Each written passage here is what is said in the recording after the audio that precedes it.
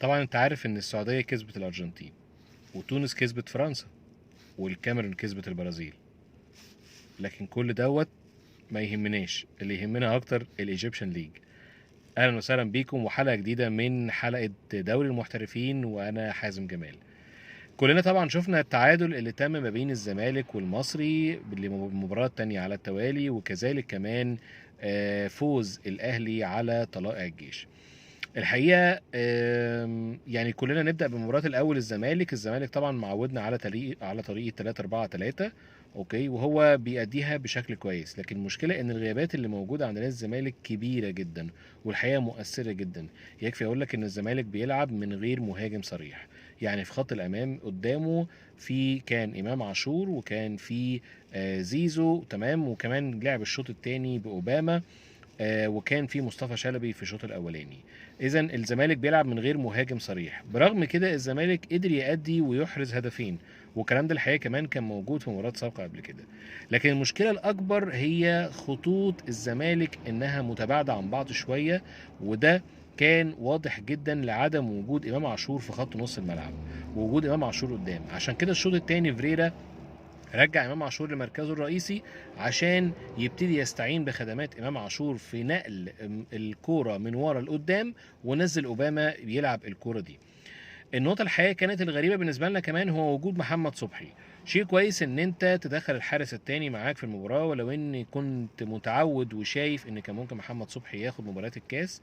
لكن كان ظهور غريب بالنسبة لنا. محمد صبحي كان واضح ان هو حسيت المباراة ناقصاه شوية.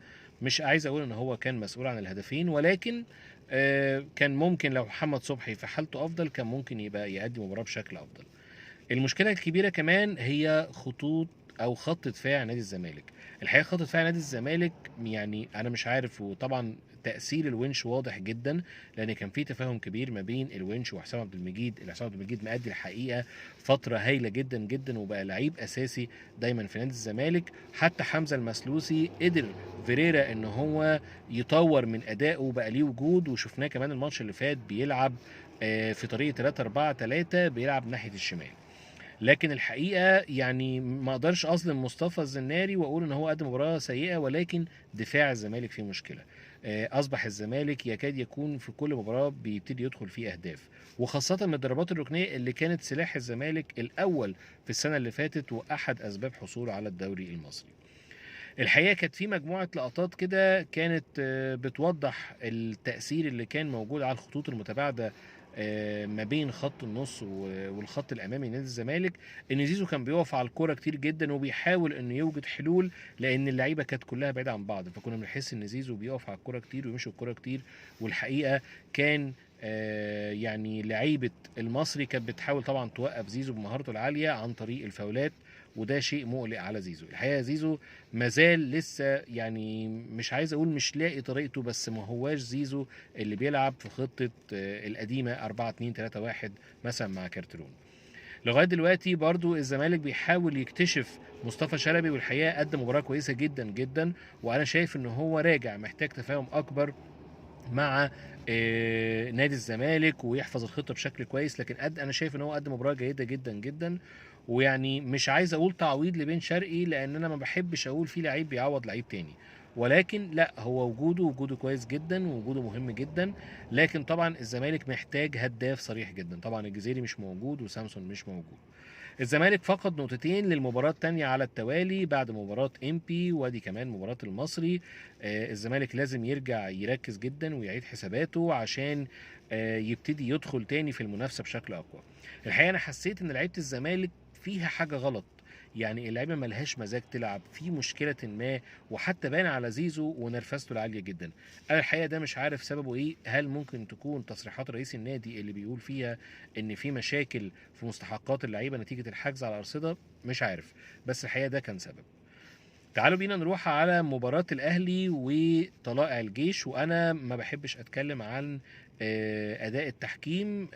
حضراتكم كلكم شفتوا. مش عايز أقول إن الأهلي فاز بالتحكيم، الأهلي خسر بالتحكيم، كذلك الزمالك. دي نقطة أنا ما بطرقش ليها تماما.